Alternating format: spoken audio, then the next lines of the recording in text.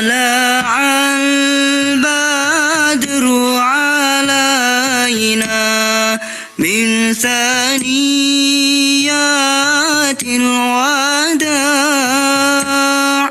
وجب الشكر علينا ما دعا لله داع.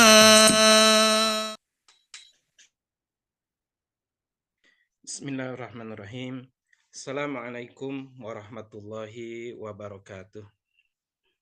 Alhamdulillahirabbil alamin wassalatu wassalamu ala asyrafil anbiya'i wal mursalin wa ala alihi wa sahbihi ajmain. Asyhadu an la ilaha illallah wahdahu la syarikalah wa asyhadu anna Muhammadan abduhu wa rasuluh la nabiyya ba'da. Bapak Ibu, rekan-rekan hafizakumullah, alhamdulillah. Puji dan syukur marilah senantiasa kita panjatkan kehadirat Allah Subhanahu wa taala yang senantiasa mencurahkan rahmat-Nya kepada kita semua. Salawat dan salam semoga tetap tercurah kepada qudwah dan uswah kita Rasulullah Muhammad sallallahu alaihi wasallam. Mudah-mudahan salawat juga tercurah pada keluarga, sahabat dan para pengikutnya hingga akhir zaman. Bapak Ibu sekalian, kita akan melanjutkan pembahasan Sirah Nabawiyah. Saat ini insya Allah kita akan membahas tentang perang Mu'tah.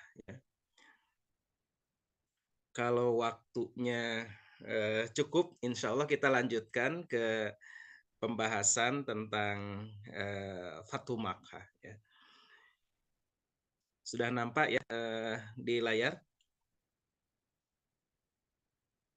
Alhamdulillah aman. Ya.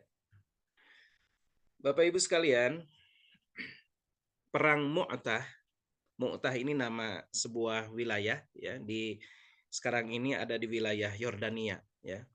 Perang Mu'tah ini terjadi pada tahun ke-8 Hijriah ya, atau kurang lebih bertepatan dengan tahun 629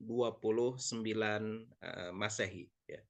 Sebelum kita lanjut ke pembahasannya, mari kita sedikit mereview ya lokasi perang Mu'tah ya.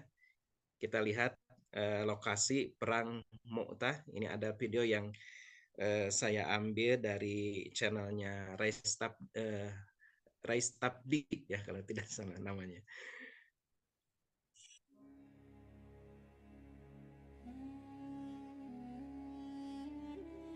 Ini sengaja memang suaranya agak kecil ya.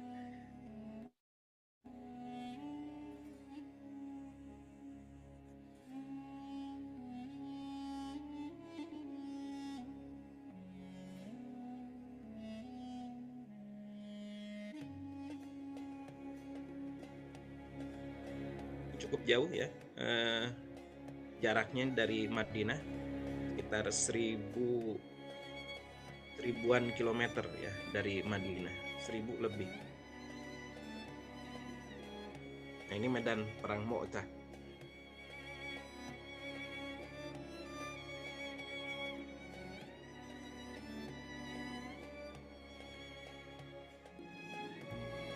Ini saya hilangkan suara dari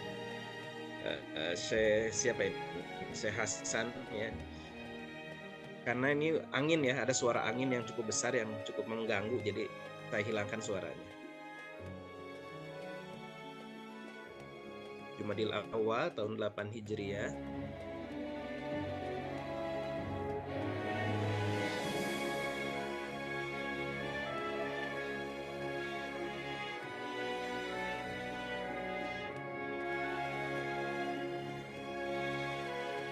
Muslimin melawan 200.000 ya pasukan.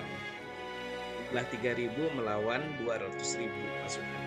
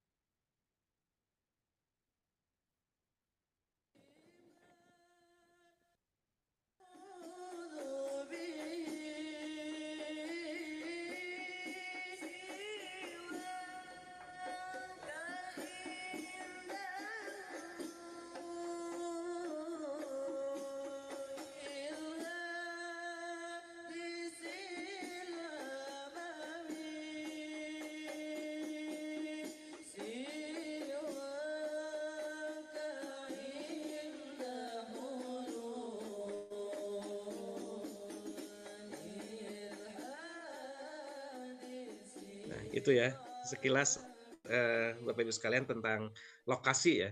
Lokasi di mana terjadinya perang Mu'tah, di mana 3 komandan kaum muslimin gugur dalam peperangan tersebut ya.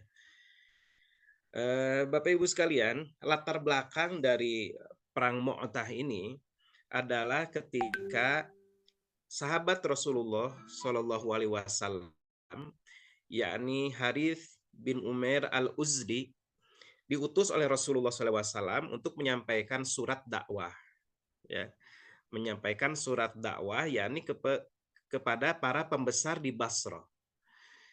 Nah, saat itu Haris bin Umair al-Uzdi ini ditangkap oleh salah seorang pemimpin dari Bani Ghassan, yaitu Syurahbil bin Amr al-Ghassani. Ya.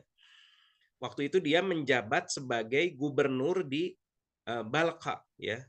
Balqa ini saat ini di wilayah Syam. Ini bisa kita lihat di di peta yang di samping ya, kurang lebih itu di area itulah wilayah Balqa itu. Ini adalah wilayah jajahan Romawi yang gubernurnya adalah dari kalangan Arab Nasrani ya, kalangan Arab Nasrani. Nah, saat itu Haris bin Umair al-Uzdi ini dibunuh ya oleh Surahbil bin Amr al-Ghassani, padahal kita tahu ya dalam adab atau dalam aturan ya, aturan hubungan antar negara itu tidak boleh kita membunuh ya utusan ya. Pada saat itu kan utusan ini, sahabat Rasul ini kan hanya menyampaikan surat ya, menyampaikan surat dakwah, tapi kemudian dibunuh oleh Syurahbil bin Amr al-Ghassani ini. Nah, ini yang menjadi latar belakang penyerangan kaum muslimin ke wilayah yang dikuasai oleh orang-orang Nasrani ya, yang menjadi yang berada di bawah kepemimpinan orang-orang Romawi atau menjadi jajahan Romawi ya, menjadi negeri-negeri satelit dari kerajaan Romawi pada saat itu. Nah, Rasulullah SAW langsung memobilisir pasukan saat itu. Ini tidak ada lain adalah dalam rangka membela kehormatan kaum muslimin ya. Nah, ini patut kita contoh ya Bapak Ibu sekalian, bahwa Rasulullah SAW itu menunjukkan bagaimana ya izahnya kaum muslimin ketika kaum muslimin diperlakukan tidak adil, maka beliau bahkan mengirimkan pasukan ya, memobilisir pasukan untuk membela kehormatan kaum muslimin. Satu orang nih ya, satu orang dibunuh, tapi kemudian kaum muslimin dengan semangat jihadnya, dengan penuh izzah, dengan penuh kewibawaan itu, kemudian mengirimkan pasukan ya untuk menyerang ke wilayah yang telah melakukan perbuatan tidak pantas ya kepada seorang utusan dari kaum muslimin. Nah, saat itu tentara yang dikirim oleh Rasulullah SAW adalah 3.000 tentara kaum muslimin. Disebutkan ya, dicatat dalam sejarah atau di dalam Sirah Nabawiyah ini bahwa Rasulullah mengirim pasukan ini pada bulan Jumadil Ula tahun 8 Hijriah atau kurang lebih pada bulan September tahun 629 Masehi.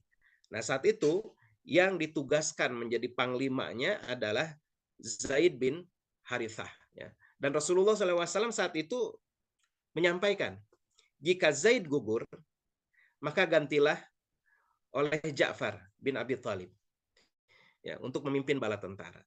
Nah, kalau Ja'far bin Abi Thalib gugur, maka ganti oleh Abdullah bin Rawahah ya, untuk memimpin bala tentara. Nah, ini semacam isyarat juga ya, semacam isyarat juga dari Rasulullah SAW ya, bahwa 3 orang ini akan gugur syahid di dalam peperangan tersebut ya. Nah, Bapak Ibu sekalian ya, Rasulullah SAW kemudian melepas pasukan ya, melepas pasukan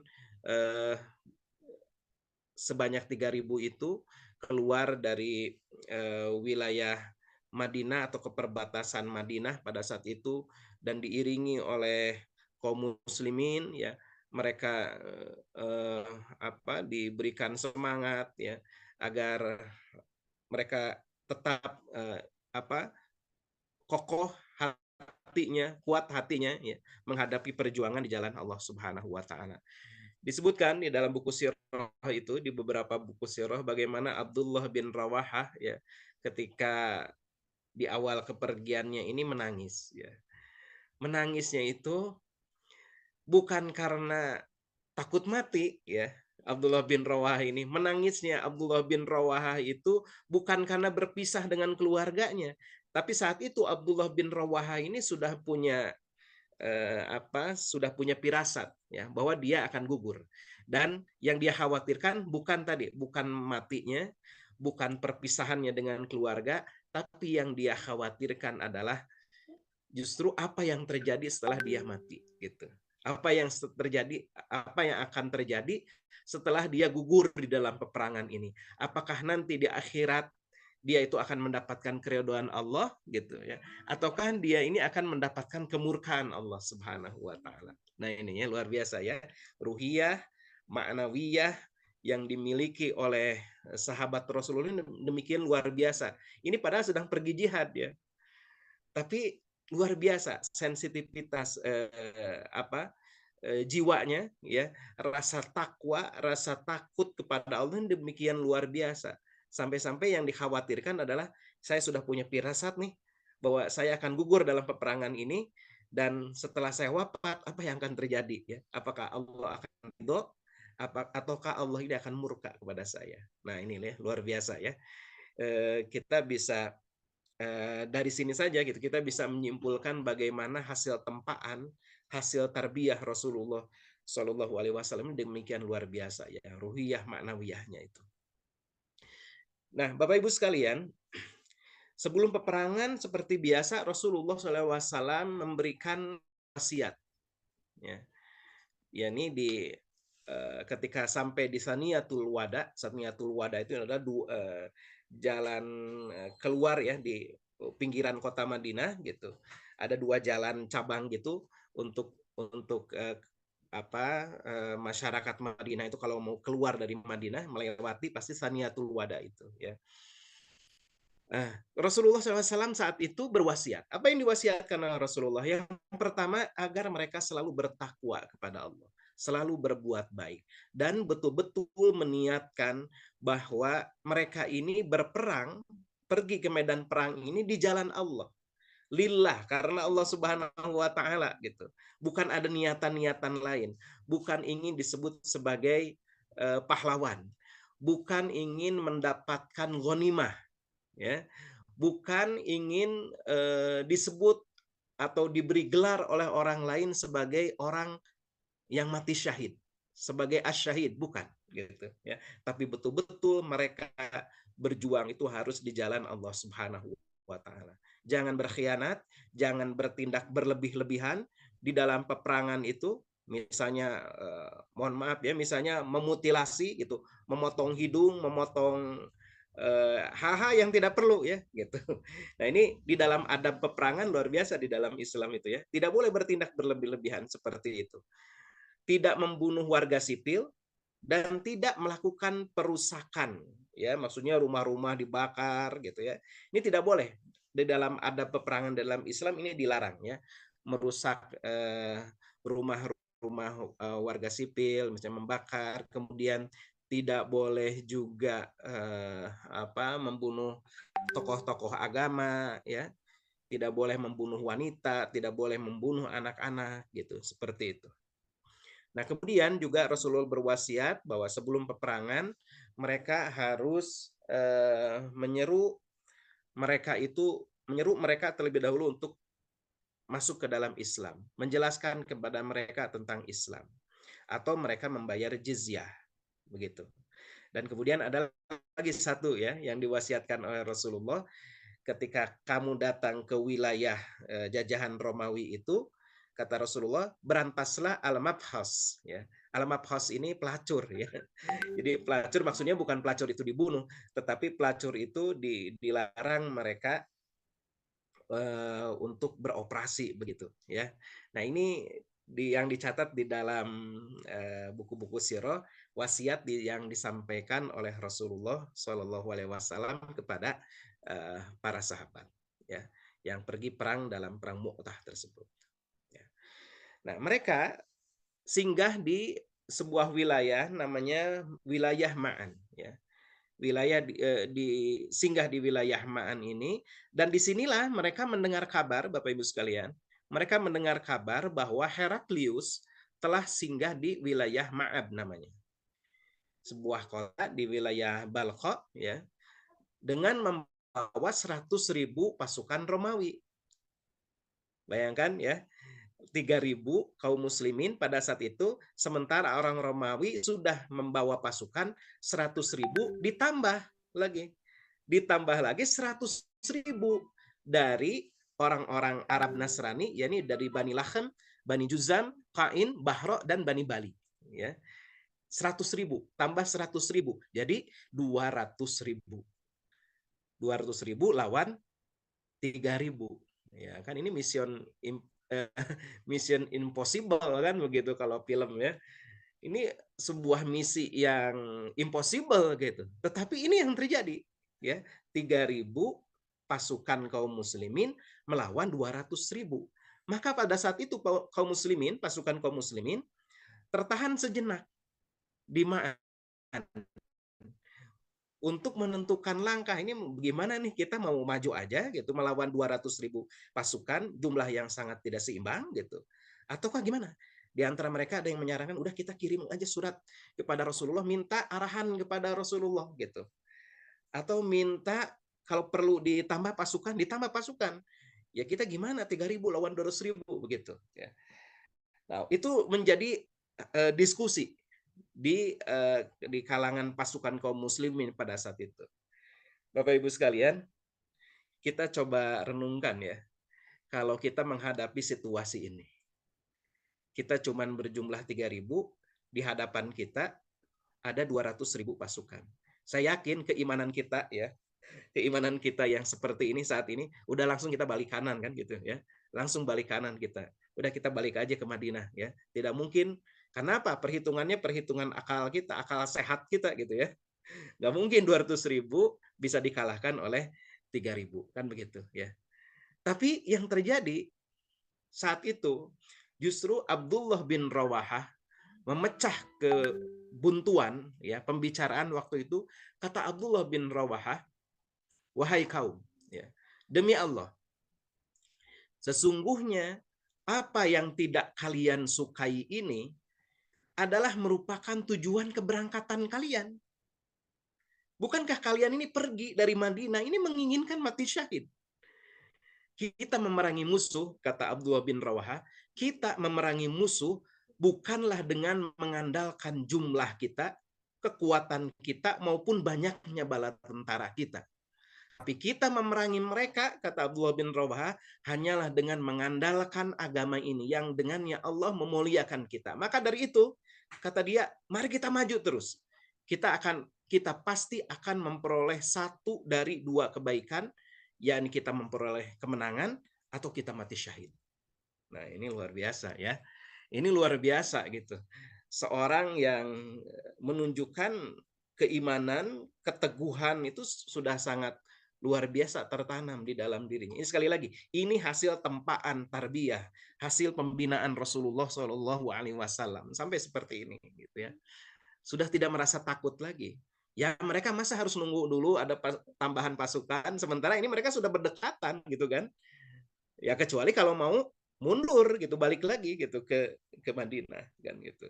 Nah, ketika Abdullah bin Rawahah berpidato seperti itu, maka mereka kemudian memantapkan tekad mereka dan akhirnya 3.000 tentara ini terus berjalan ya. Di sebuah desa bernama Masyarib, mereka dihadang oleh pasukan Heraklius yang terdiri dari tadi ya orang-orang pasukan Romawi, juga gabungan orang-orang Arab Nasrani. Kemudian kaum muslimin berbelok ke sebuah desa bernama Mu'tah tadi ya. Lokasinya videonya tadi sudah saya perlihatkan ya, lokasi Mu'tah saat ini seperti itu ya. Nah, disinilah mereka bertemu. ya, dua pasukan ini bertemu. Jarak antara Madinah ke Mu'tah ini sekitar 1046 km ya. Kalau tadi di video tadi disebutkan 1400 km ya. Bayangkan Bapak Ibu ya, kita melakukan perjalanan cukup panjang dari Madinah menempuh jalan 1000 km lebih, 1400, bahkan tadi disebut di video itu, di sini disebutkan 1046 km gitu. Bukan mau tamasya, bukan mau berekreasi, bukan mau healing, tetapi mau jihad fisabilillah ya. Dan yang dihadapinya bukan ecek-ecek gitu, tapi pasukan Romawi, negara superpower pada saat itu dengan jumlah 200.000 ya. Nah, ini menjadi pelajaran penting buat kita bagaimana kekuatan iman ya para sahabat Rasulullah Shallallahu Alaihi Wasallam ya. Nah, ini ya jarak yang ditempuhnya. Ini Madinah ke wilayah Mu'tah di Yordania saat ini ya, di wilayah Yordania. Bayangkan tuh dari Madinah ya ke sana dengan berjalan kaki, dengan berkendaraan onta gitu, berjalan ke arah sana untuk berperang ya. Nah, ini wilayah Mu'tah, ini peta Yordania saat ini ya Bapak Ibu ya. Dulu Yordania, kemudian Palestina, Syria, kemudian wilayah Libanon, itu kan satu wilayah ya, satu wilayah yang disebut dengan Syam. Nah, saat ini sudah terpecah ya menjadi 4 negara, yakni Palestina, Yordania, Syria, dan Libanon ya. Nah, ini Mu'tah, ini yang dilingkari warna biru itu ya, itu wilayah Mu'tah. Nah, untuk menghadapi musuh yang demikian banyak itu, maka kaum muslimin mengatur posisi pasukan. Ya, tentu saja mereka juga bukan hanya sekadar maju asal seruduk begitu saja, pokoknya mau syahid, enggak gitu ya. Mereka mengatur posisi pasukan. Pasukan sayap kanan dipimpin oleh Khutbah bin Qatadah. Pasukan sayap kiri dipimpin oleh Ubayyah bin Malik. Nah, waktu itu Abu Hurairah ini masih mu'alaf ya, ikut perang ya Bapak Ibu ya. Abu Hurairah ini baru masuk Islam kurang lebih baru 6 bulan. Dia langsung ikut perang Abu Hurairah itu.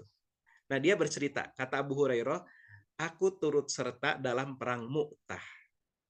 Ketika pasukan musyrikin mendekat, kami melihat perbekalan, perlengkapan, persenjataan mereka ini tidak ada tolak bandingnya. Ya. Sehingga aku sendiri, kata Abu Hurairah, aku sendiri merasa silo, merasa gentar gitu. Nah, ketika itu sahabat Rasulullah Thabit bin Arqam bertanya kepadaku, kata Abu Hurairah, wahai Abu Hurairah, tampaknya engkau ini takjub melihat pasukan musuh yang demikian besar ya. Lalu kata Abu Hurairah, ya benar, aku merasa takjub, merasa gentar.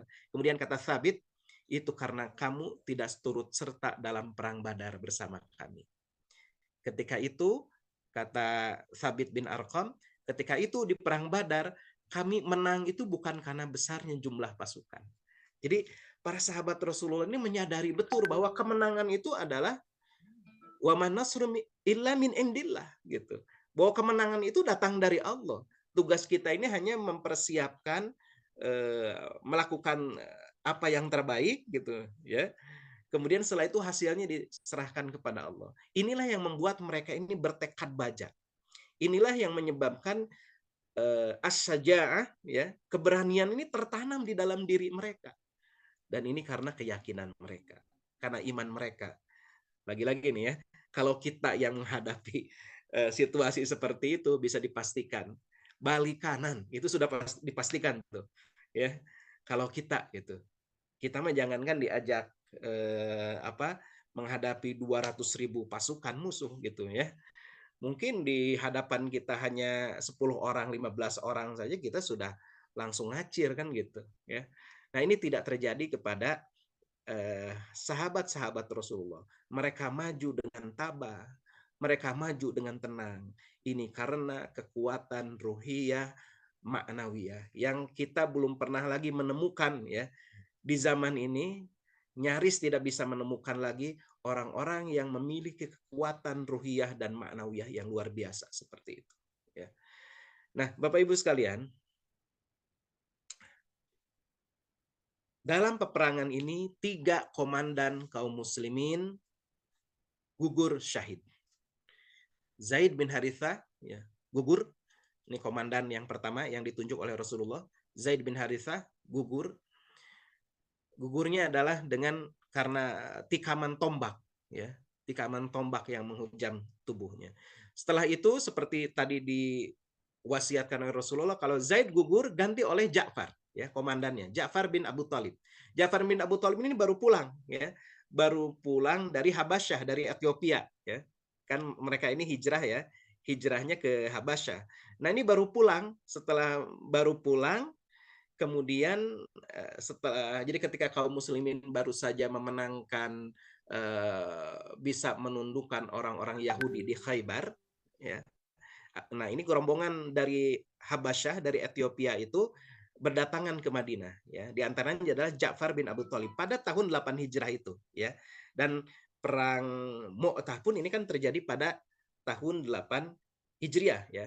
Ja'far bin Abu Thalib langsung ikut perang ya. Dia memimpin pasukan bertempur, tapi kemudian dia pun gugur syahid setelah tubuhnya itu terpotong-potong oleh senjata musuh ya. Ja'far bin Abu Thalib ini kan orang sahabat Rasulullah yang disebut oleh Rasulullah ya, bahwa perawakannya ya, wajahnya ini mirip dengan Rasulullah Shallallahu Alaihi Wasallam. Kemudian setelah itu sesuai wasiat dari Rasulullah, kalau Ja'far gugur ganti oleh Abdullah bin Rawahah. Maka Abdullah bin Rawahah pada saat itu maju, dan dia juga awalnya ketika berada di dalam kobaran pertempuran itu sempat merasa ragu ya, tapi akhirnya beliau pun maju terus ya dengan tabah sampai akhirnya beliau juga gugur ya, gugur di dalam pertempuran tersebut ya. Nah, sekarang kita lihat ini video kuburan ya, kuburan para 3 syuhada ini kita lihat. The grave of Ja'far bin Abi Talib is right here, behind this wall.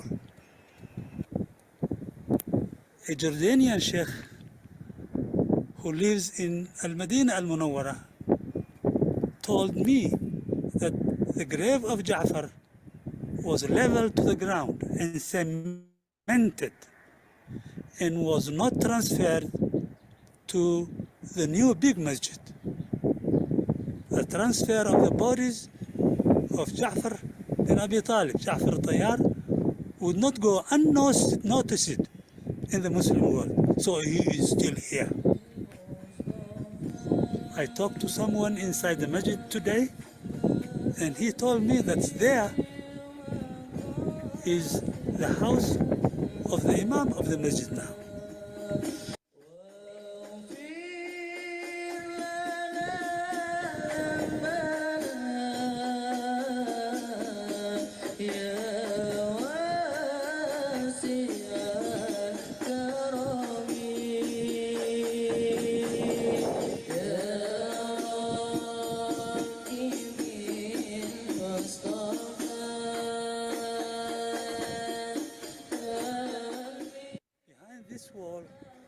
Is the grave of Ja'far bin Abi Talib, the cousin of Prophet Muhammad ﷺ, who was killed by the Romans in the year 8 of the Hijrah, in Ghazwat Mu'tah.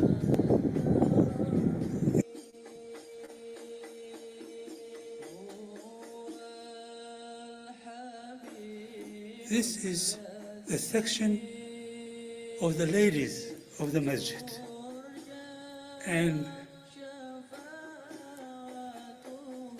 the grave of Ja'far was right behind this wall. Here, this door leads you to the house of the Imam,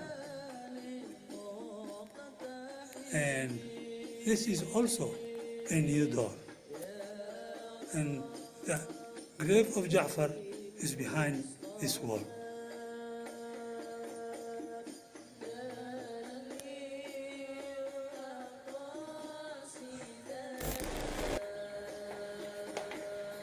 Now we enter the masjid of the Mashhad.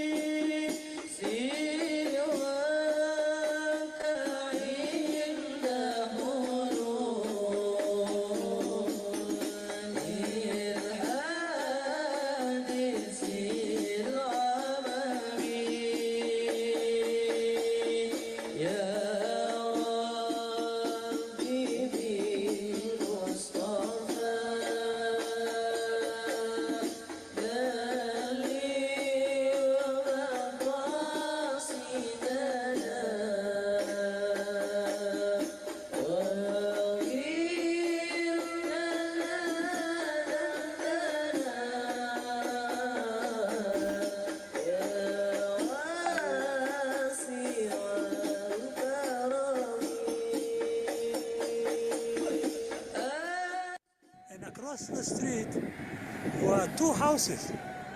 In one house was the grave of Zayd bin Haritha, and in the other, the grave of Abdullah bin Rawaha.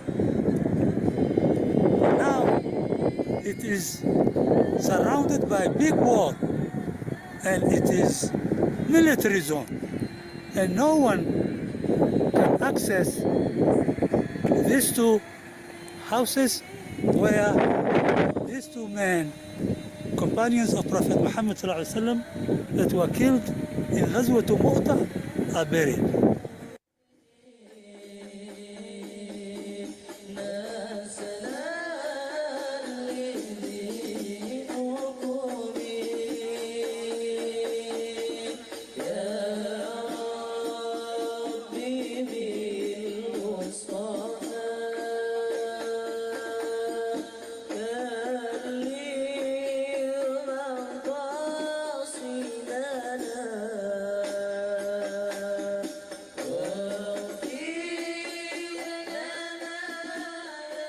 Itu lokasi kuburan dari 3 syuhada, ya, komandan pasukan Islam ya, dalam perang Mu'tah itu.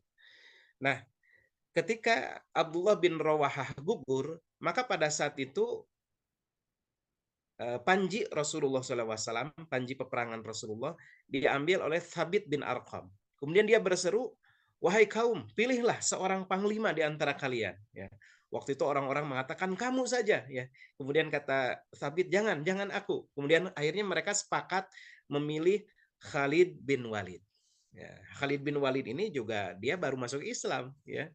Baru masuk Islam, kemudian dia ikut dalam perang melawan Romawi ini, perang Mu'tah ini, dan dia di sini diangkat menjadi komandan perang, ya. Khalid bin Walid ini. Nah, waktu itu yang luar biasa dari Khalid bin Walid adalah dia mengatur strategi. Jadi ketika keesokan harinya mereka akan memulai lagi peperangan, ya, Khalid mengatur strategi, barisan belakang pasukan itu ditempatkan ke depan, ya. Yang berada di depan, pada awalnya berada di depan, ditempatkan ke belakang. Kemudian sayap kanan disimpan ke sayap kiri, pasukan sayap kiri disimpan di sayap kanan.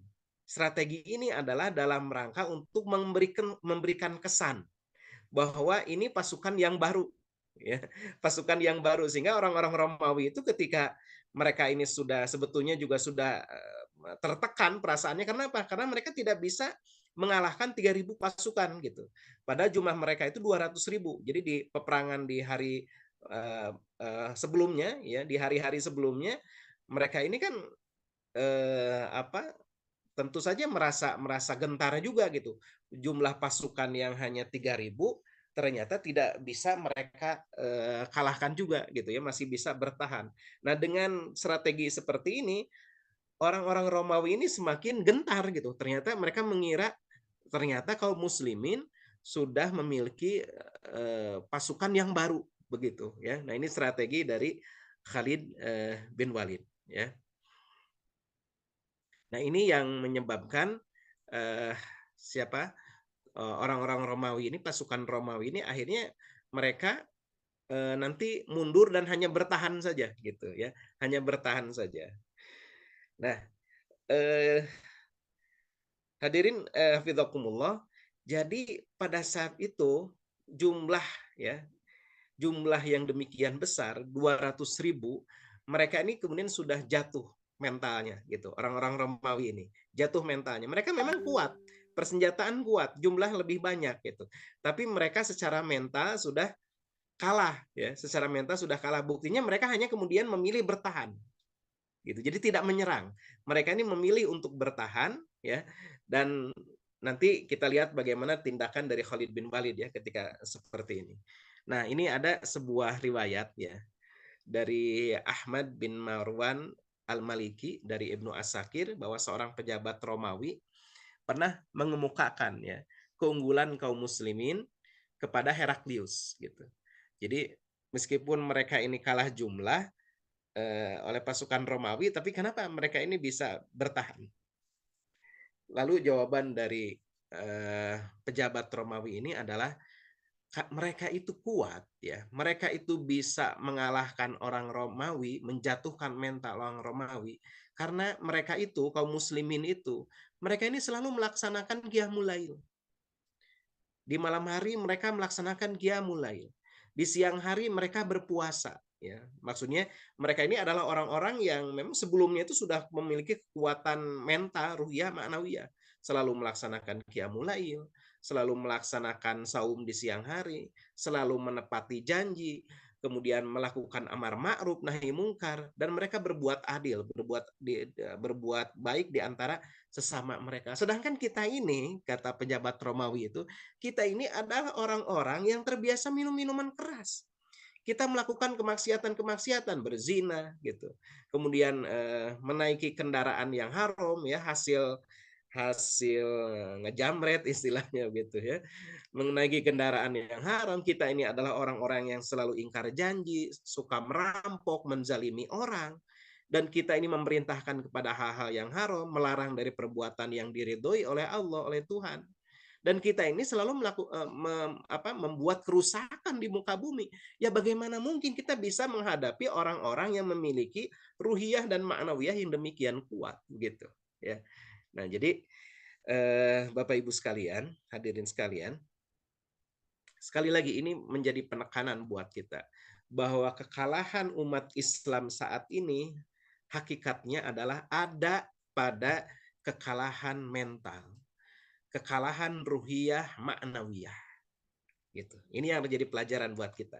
Ya, yang harus kita ambil, nilai yang harus kita ambil bahwa keterpurukan umat Islam saat ini, ketertinggalan umat Islam saat ini dibandingkan bangsa-bangsa lain, di antaranya yang terpenting adalah ada pada mental mereka, ruhiyah ma'nawiyah kita, gitu, sudah jatuh, gitu ya, sudah jatuh. Ketika kita kalau sudah mental sudah jatuh, maka yang terjadi ya ketika kita berhadapan bersaing dengan orang-orang non muslim itu ya kekuatan siapa yang lebih kuat materinya pada akhirnya gitu. Sedangkan kita ini kaum muslimin selalu memenangkan pertempuran, selalu memenangkan persaingan-persaingan gitu ya. Itu karena apa? Karena kekuatan ruhiyah maknawiyah kita. Kita ini dimenangkan oleh Allah Subhanahu wa taala. Jadi ketika kekuatan ruhani melawan kekuatan materi, maka kekuatan materi itu pasti ambruk ya. Ketika kita kaum muslimin tidak memiliki kekuatan ruhani, ya berarti yang berhadapan adalah tinggal dibandingkan mana materi yang lebih kuat. Materi kita, persenjataan kita, persiapan kita lebih hebat dibandingkan dengan musuh, atau mereka lebih hebat dibandingkan kita persiapannya. Tinggal itu aja gitu, yang diadunya begitu ya. Nah ini yang harus menjadi perhatian kita ya Bapak Ibu sekalian. Nah, ketika orang-orang Romawi itu hanya bisa bertahan, akhirnya Khalid bin Walid itu sebagai komandan memutuskan untuk tidak mengejar musuh yang mundur itu. Ya, mundur kan, mereka ini mundur kemudian bertahan begitu. Nah, akhirnya mereka Khalid bin Walid menganggap bahwa ini sudah cukup. Ya, kemenangan ini dianggap cukup dan akhirnya mereka kemudian kembali ke Madinah. Ya. Ketika pasukan mendekati Madinah, ya Rasulullah SAW menyambut kedatangan mereka.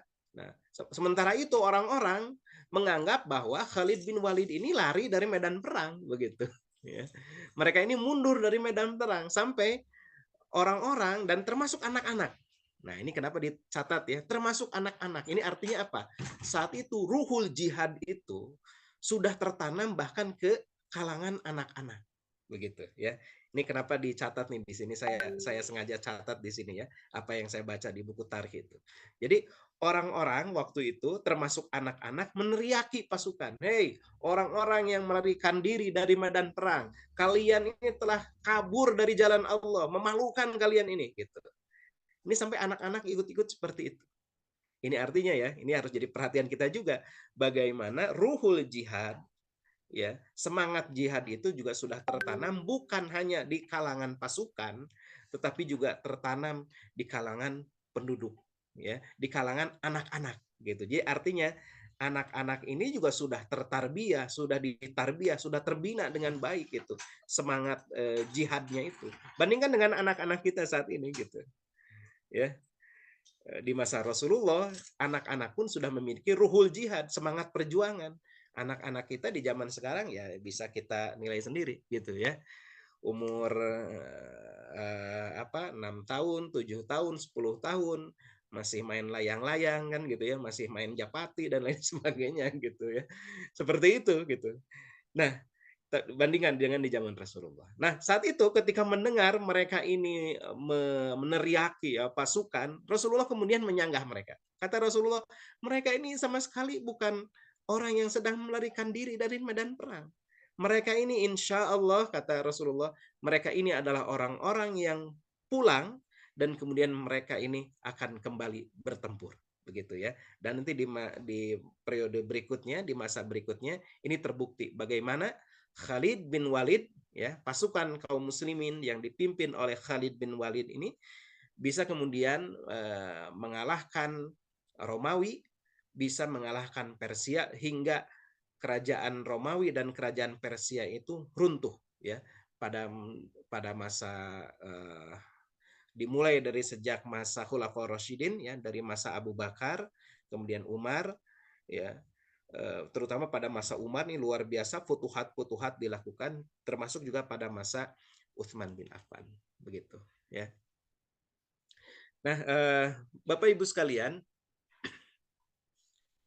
ini kita masuk ke Fatu Makkah, tapi waktu apakah cukup atau enggak gitu ya.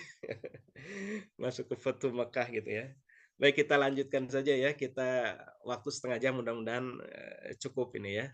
Ini tentang pembebasan kota Makkah ya. Ini kita percepat sajalah ya. Futuh Makkah. Ini terjadi Futuh Makkah ini pada tahun 8 Hijriah juga, yaitu pada 10 Ramadan tahun 630 Masehi ya. Nah, Bapak Ibu sekalian, latar belakang dari Futuh Makkah ini saya peringkas saja ya. Adalah ketika Bani Bakar ya, Bani Bakar yang merupakan sekutu orang-orang musyrikin ini melakukan penyerangan kepada Bani Khuza'ah yang merupakan sekutu dari kaum muslimin. Bani Bakar itu orang-orang musyrik, Bani Khuza'ah juga orang-orang musyrik. Hanya saja Bani Bakar itu sesuai dengan perjanjian Hudaibiyah yang pernah kita bahas, Bani Bakar ini dia berkoalisi, bersekutu dengan orang-orang Quraisy, ya, musyrikin Quraisy. Sedangkan Bani Khuza'ah ini dia berkoalisi bersekutu dengan Rasulullah Shallallahu Alaihi Wasallam. Ya. Nah, di dalam salah satu poin perjanjian Hudaibiyah itu kan selama masa gencatan senjata 10 tahun itu tidak boleh ada yang menyerang, tidak boleh saling menyerang. Ketika ada satu pihak yang menyerang, maka artinya mereka telah membatalkan perjanjian itu, melanggar perjanjian itu dan membatalkan perjanjian itu. Nah, maka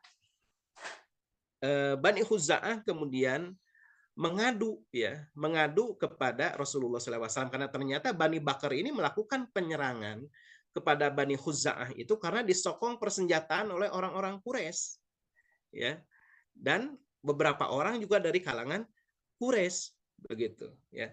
Maka Bani Khuza'ah ini menyampaikan hal ini kepada Rasulullah SAW, mengadu kepada Rasulullah SAW, yakni Budail bin Warqa, ya. Dan disinilah kemudian Rasulullah Shallallahu Alaihi Wasallam merencanakan untuk melakukan penyerangan ke kota Makkah. Abu Sufyan menyadari bahwa ini sudah terjadi pelanggaran perjanjian, maka Abu Sufyan datang ke Madinah, ya Bapak Ibu sekalian, datang ke Madinah untuk melakukan lobby, ya, istilah kita sekarang lobby politik lah begitu, melobi kepada Rasulullah, ya, tapi Rasulullah tidak mau menemuinya. Waktu itu Abu Sufyan dia datang ke Madinah menemui putrinya Ummu Habibah, ya. Ummu Habibah ini istri Rasulullah, ya. Ummu Habibah binti Abu Sufyan, ya.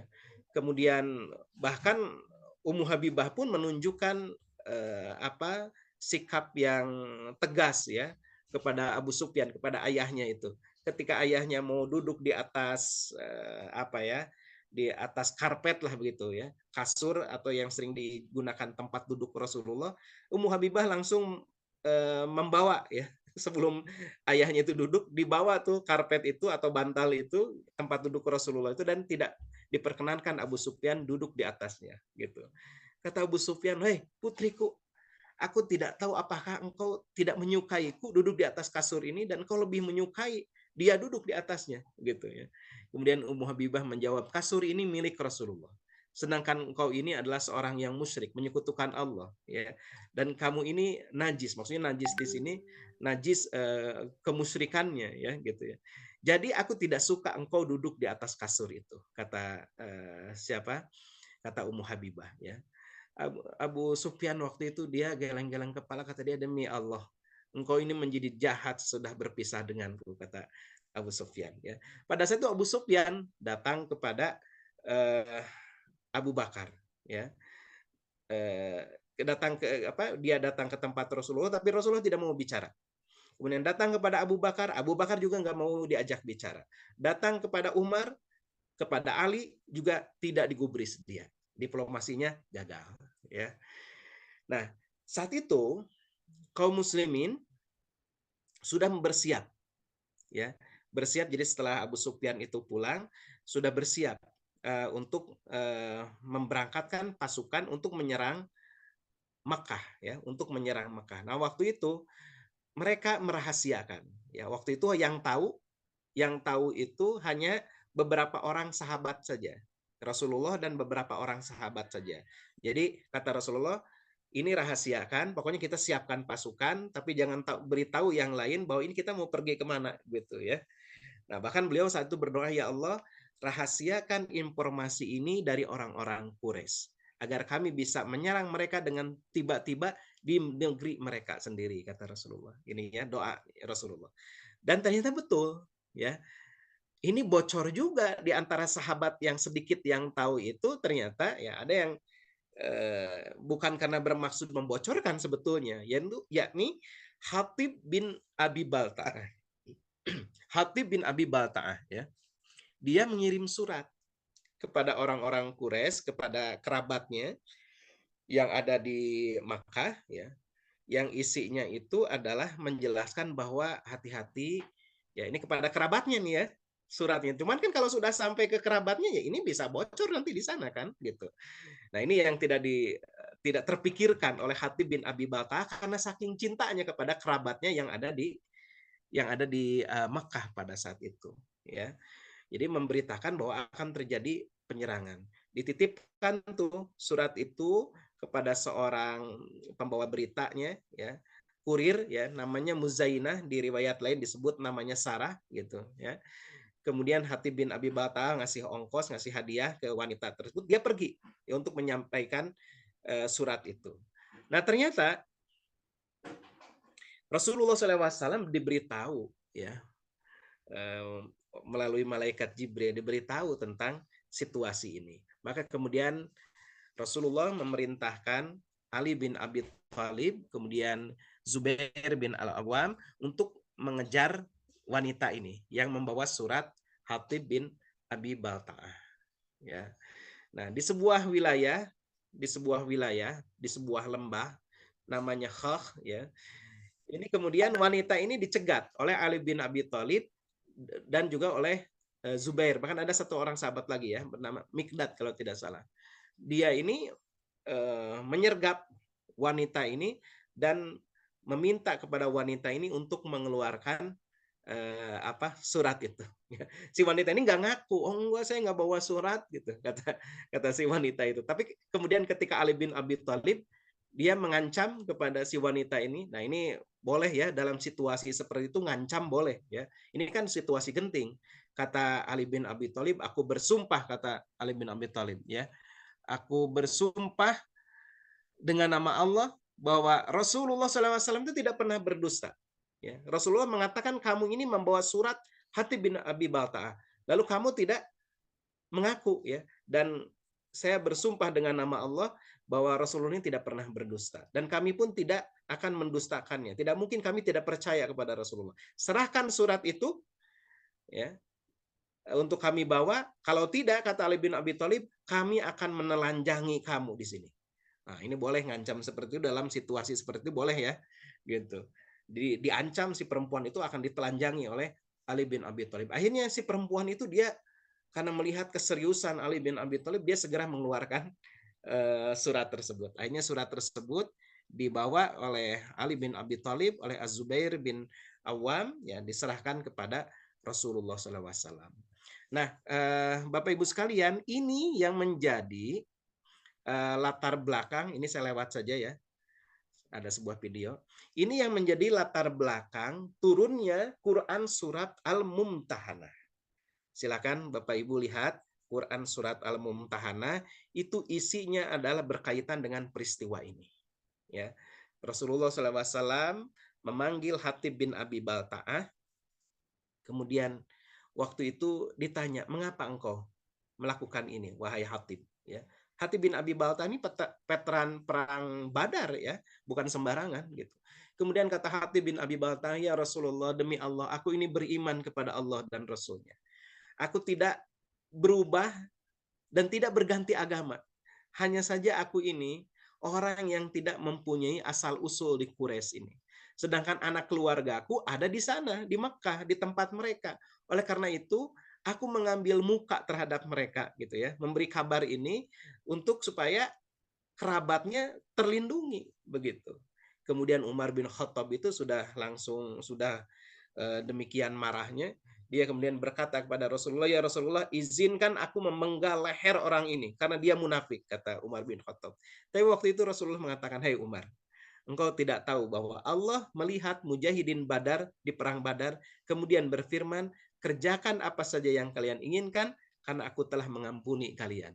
Ya, jadi Rasulullah tidak berkenan, ya, kepada Umar bin Khattab yang bersikap keras seperti itu kepada Hatib bin Abi Balta'ah. Karena bagaimanapun Hatib bin Abi Balta'ah ini memang seorang mukmin, dia seorang veteran perang Badar, gitu, ya, yang dihargai oleh Allah Subhanahu wa taala, dimuliakan oleh Allah Subhanahu wa taala. Maka disitulah turun Quran surat Al-Mumtahanah yang mengajarkan kepada kaum muslimin agar mereka ini memiliki sikap barok, ya, sikap barok. Wahai orang-orang yang beriman, janganlah kamu mengambil musuhku dan musuhmu menjadi teman-teman setia kamu. Jadi kepada orang kafir yang jelas-jelas memerangi kaum muslimin, jangan kita ini berwala. Jangan memberikan loyalitas, jangan merasa kasihan gitu, ya. Jangan jadikan mereka ini teman-teman setia, menjadi wali-wali kamu, ya. Yang kemudian kamu menyampaikan berita tentang Muhammad, yang ini maksudnya penyerangan kota Makkah, karena rasa kasih sayang. Padahal sesungguhnya mereka itu telah ingkar kepada kebenaran yang datang kepada kamu. Mereka mengusir Rasul dan juga mengusir kamu karena kamu beriman kepada Allah, Tuhanmu. Jika kamu benar-benar keluar untuk berjihad di jalanku dan mencari keridhoanku, maka jangan berbuat seperti itu. Ya, jangan karena terdorong oleh rasa kasih sayang, ya, padahal mereka ini adalah non-muslim yang memerangi kaum muslimin, begitu. Ya, kamu memberitahukan secara rahasia berita-berita Muhammad, maksudnya berita tentang akan melakukan penyerangan kepada mereka karena rasa kasih sayang. Aku lebih mengetahui apa yang kamu sembunyikan dan apa yang kamu nyatakan. Jadi kamu sembunyi-sembunyi mengirim surat, Allah tahu gitu ya. Dan barang siapa di antara kamu yang melakukannya, maka sesungguhnya dia telah tersesat dari jalan yang lurus. Nah, Bapak Ibu, silakan lihat ya. Ini PR nih. PR, silakan membaca Quran surat Al-Mumtahanah. Quran surat Al-Mumtahanah ini mengajarkan kepada kita agar memiliki sikap sikap baro, ya. Bagaimana wala harus kepada siapa, berloyalitas harus kepada siapa, bersikap baro memutuskan diri kita, hubungan kita kepada orang-orang seperti apa, ya. Gitu. Nanti ada di sini lakon kana lakum fi lakon kana lakum uswatun fi Ibrahim. Nah, di sini di ayat Mumtahanah itu ya, harusnya kalian ini bersikap seperti Ibrahim. Bagaimana Nabi Ibrahim alaihissalam itu bersikap baro, ya, bersikap baro, memutuskan hubungan terhadap orang-orang yang memusuhi kaum muslimin, gitu ya. Nanti ada aturannya. Sikap baro itu bukan juga artinya hitam putih. Kepada orang non-muslim, ayat yang ke-8, ayat yang ke-9, orang non-muslim yang tidak memerangi agama Islam, maka kita tidak dilarang untuk berbuat baik dan berbuat adil kepada mereka. Dan seterusnya. Silahkan dibaca ya, Quran surat Al-Mumtahanah. Latar belakang atau sababun nuzul surat tersebut adalah peristiwa ini. Ya, peristiwa bagaimana Hatib bin Abi Balta'ah akan mengirim surat kepada kaum keluarganya. Lalu bergeraklah kaum muslimin, ini saya percepat nih ya Bapak Ibu. Rasulullah bergerak ke Mekah, ya. Kemudian beliau menunjuk Abu Raham Al-Ghifari sebagai amir sementara, pemimpin sementara di Madinah, menjadi PLT ya, pelaksana tugas. Ini terjadi pada 10 Ramadan, dan kemudian mereka tiba di Al-Qudayd, ya, tempat antara Uspan dan Amaj. Beliau kemudian membatalkan puasanya karena itu waktu itu bulan Ramadan ya, membatalkan puasanya, dan jumlah pada saat itu kaum muslimin 10.000 personil. Nah, disinilah Abu Sufyan ya, Abu Sufyan, kemudian Hakim Ibnu Hazm dan Badil Ibnu Waraqah yang waktu itu mencari informasi tentang Rasulullah SAW, akhirnya mereka ini masuk Islam ya. Mereka masuk Islam. Abu Sufyan ini sudah melihat bahwa sudah tidak bisa lagi menghindar, ya. Akhirnya Abu Sufyan ini masuk Islam. Dan Rasulullah waktu itu sampaikan, wahai Abu Sufyan, kepada penduduk Makkah, siapa yang masuk rumah Abu Sufyan maka dia aman. Ya. Barang siapa yang masuk yang menutup pintu rumahnya maka dia aman. Barang siapa yang memasuki Masjidil Haram maka dia aman. Ya. Kemudian waktu itu segeralah Abu Sufyan pergi ke Makkah dan menyampaikan berita ini. Ya. Nah, ini ada video, cuman waktu sudah tidak cukup nih kelihatannya. Ini adalah lokasi di mana Abu Sufyan masuk Islam. Ya. Ini ada sebuah This is the exit to Al-Jamum. Saat ini ya namanya Exit 39. Al-Jamum is 25 kilometers north of the Kaaba. tinggal ya, أعوذ nah ini بالله من masjidnya الشيطان ya. الرجيم Rasulullah بسم pernah الله di sini الرحمن berdiam الرحيم sebelum masuk ke Mekah. I am Hassan Nah, disinilah Abu Sufyan ini and I am masuk in Islam di the masjid ini. town Rasulullah of pernah Al-Jamum berdiam and sementara this sebelum is memasuki Masjid kota Makkah Al-Fath di Masjid Al-Fat di in wilayah Al-Jamum. Al-Jamum. Ya. Today is Nah, ini Tuesday, tidak akan saya teruskan videonya. 27 Kita cukupkan of di sini Rabiul ya, ilmunya Akhir ya, melihat videonya. Yang jelas ini kita tahu 1441 ini wilayah yang Hijri, pernah 24 of disinggahi December ya, oleh Rasulullah Shallallahu Alaihi 2019. Wasallam. Nah, waktu itu kaum muslimin memperlihatkan kekuatan mereka ya, memperlihatkan kekuatan mereka, bagaimana pasukan diatur sedemikian rupa memasuki kota Makkah, dan bagaimana Abu Sufyan melihat ya keanggunan Rasulullah SAW, kekuatan kaum muslimin dari kalangan muhajirin, dari kalangan ansor ya, dan bagaimana kekuatan persenjataan mereka ya, sehingga tidak lagi niatan untuk melakukan perlawanan, bahkan dia semakin tunduk gitu ya, semakin tunduk kepada kaum muslimin ya. Nah, ini salah satu dialognya ya. Kata Abu Sufyan, "Subhanallah, wahai Abbas." Ya, Abbas ini paman Rasulullah. Siapa mereka itu? Kemudian Abbas mengatakan, itulah Rasulullah SAW di tengah-tengah kaum muhajirin dan ansor. Abu Sufyan berkata, tidak ada orang dan tidak ada kekuatan yang dapat menandingi mereka. Ya. Bayangkan 10.000 waktu itu jumlah yang sangat besar ya. Hai Abu Fadl, ya, ini nama panggilan kepada Abbas ya. Demi Allah, kemenakanmu ini kelak akan menjadi maharaja yang besar.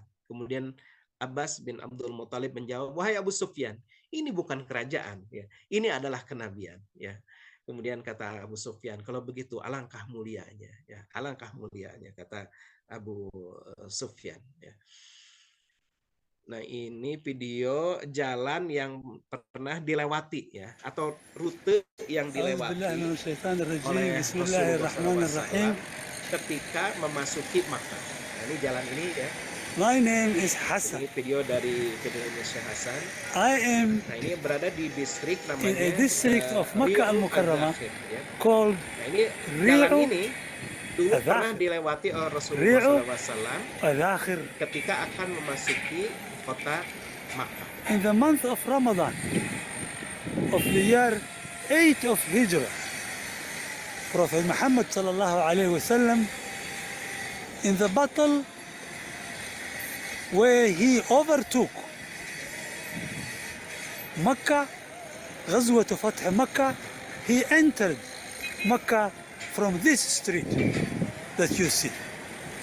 It was the gate of the Messenger of Allah sallallahu alaihi wasallam to Makkah.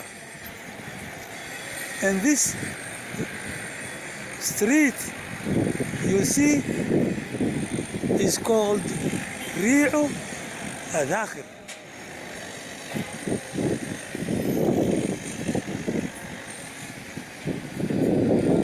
This way goes to the north to Masjid Aisha, and from there to Al-Madinah Al-Munawwara, where the Prophet ﷺ came from on that day. I asked the people around here the name of this mountain, and I will talk about this mountain later on. And on this street is also the grave of the great companion Abdullah bin Umar bin Al-Khattab. May Allah be pleased with both of them. Nah, jadi Bapak Ibu sekalian, ringkasnya ya, bagaimana pada saat itu Rasulullah Shallallahu Alaihi Wasallam akhirnya bisa kembali ke Mekah dalam keadaan penuh kewibawaan, bagaimana bisa menundukkan orang-orang Quraisy yang selama ini ya, yang sebelumnya di masa-masa sebelumnya mereka itu telah mengusir Rasulullah, mengusir kaum muslimin dari Mekah ya, dan saat ini Mekah dalam keadaan takluk ya, takluk kepada kaum muslimin. Pasukan kaum muslimin masuk merangsek ke wilayah Makkah, memanjiri Makkah, dan pada saat itu Rasulullah Shallallahu Alaihi Wasallam menunjukkan bagaimana kerendahan hatinya. Ya. Diceritakan bahwa beliau waktu itu memakai sorban berwarna hijau tua, menundukkan kepalanya, khusyuk tunduk kepada Allah Subhanahu Wa Taala di atas punggung untanya. Beliau duduk dengan badan membungkuk, ya, tampak sangat merendahkan diri waktu itu. Sampai-sampai ya janggut beliau itu menyentuh punggung untanya. Ya. Nah ini untuk menunjukkan apa? Menunjukkan kerendahan hati beliau pada saat itu, bagaimana beliau menyadari betul, ya, kita bisa merasakan ya suasana kebatinan saat itu Rasulullah yang selama ini meninggalkan ya tanah airnya gitu, kemudian bisa kembali dalam keadaan bisa menundukkan ya orang-orang musyrikin yang selama ini menjadi musuhnya gitu, yang selama ini yang di masa-masa sebelumnya itu menghalangi dakwah Rasulullah Shallallahu Alaihi Wasallam. Dan Rasulullah masuk bukan dalam keadaan petantang petenteng, ya Bapak Ibu sekalian, tidak dengan sikap sombong, tidak dengan sikap angkuh, tidak gagah-gagahan begitu ketika masuk ke wilayah Makkah ini, tapi dalam keadaan tunduk, khusyuk, ya, merendahkan diri di hadapan Allah Subhanahu Wa Taala. Ya, lalu beliau berkata saat itu, hari ini hari Ka'bah harus dihormati. Hari ini orang-orang Quraisy dimuliakan oleh Allah. Ya. Kemudian kepada pasukannya Rasulullah SAW memerintahkan jangan menyerang, ya, tidak boleh menyerang kepada penduduk Makkah kecuali mereka diserang lebih dahulu. Gitu. Lalu masuklah ya semua regu dari semua penjuru kota Makkah, dari berbagai pintu kota Makkah itu, ya, mereka masuk. Kemudian Rasulullah SAW menuju Baitullah, ke Ka'bah, lalu tawaf, lalu beliau menghancurkan berhala-berhala dan patung-patung yang terdapat di sekitar Ka'bah. Ya. Wa qul ja'al haqqu wa zahaqal batil. Sambil membaca itu ya Rasulullah. Wa qul ja'al haqqu wa zahaqal batil. Innal batila kana zahuqa. Dan katakanlah yang benar telah datang dan yang batil telah lenyap. Sesungguhnya yang batil itu adalah sesuatu yang pasti lenyap. Nah, Bapak Ibu sekalian, kebatilan itu pasti akan lenyap. Kalau apa? Ja'al haqq.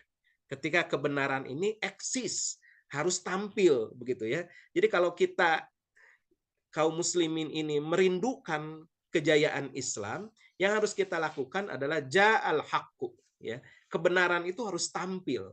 Kebenaran itu harus kita eksiskan terus. Maka wazahaqal batil, pasti kebatilan itu pasti akan runtuh, pasti akan lenyap, ya. Tapi kalau al-haqnya itu sembunyi, ya. Kalau al-haqnya itu tidak coba kita eksiskan, ya, malu-malu, ya, nggak akan wazahaqal batil, ya. Tidak akan lenyap kebatilan itu. Oleh karena itu ya kita dengan secara bertahap, dengan penuh perhitungan, ya, bagaimana Rasulullah pun ya berdakwah selama 23 tahun dan barulah kemudian bisa melakukan futuh Mekah, ya, penaklukan kota Makkah, ya. Beliau kemudian mengucapkan pujian, kemudian waktu itu beliau bersabda, tidak ada Tuhan selain Allah yang telah memenuhi janjinya, ya, yang telah menolong hambanya dan telah pula mengalahkan pasukan Ahzab. Wahai orang-orang Quraisy, kata Rasulullah, menurut pendapat kalian, tindakan apa yang hendak kuambil terhadap kalian? Kemudian mereka menyahut serentak, tentu yang baik-baik, wahai saudara yang mulia, wahai putra saudara yang mulia. Kemudian beliau berkata, kukatakan kepada kalian, ya, kukatakan kepada kalian, apa yang dahulu pernah dikatakan Nabi Yusuf kepada saudara-saudaranya, tidak ada hukuman. Artinya dimaafkan, ya, dimaafkan orang-orang Quraisy pada saat itu oleh Rasulullah Shallallahu Alaihi Wasallam. Ya, Bapak Ibu sekalian, ini waktunya ya sudah hampir habis. Intinya saat itu orang-orang Quraisy bubar, akhirnya mereka di antara mereka pun ada yang kemudian berbondong-bondong pada akhirnya masuk Islam, ya. Saat itulah Mekah, ya, Mekah ini menjadi wilayah yang dikuasai oleh umat Islam, ya.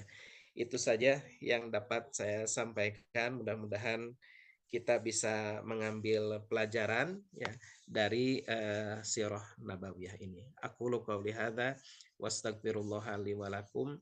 Assalamualaikum warahmatullahi wabarakatuh.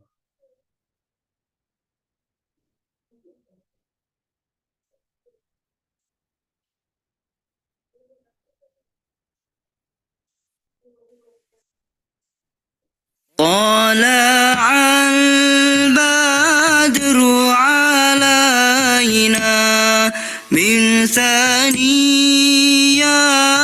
الوداع وجب الشكر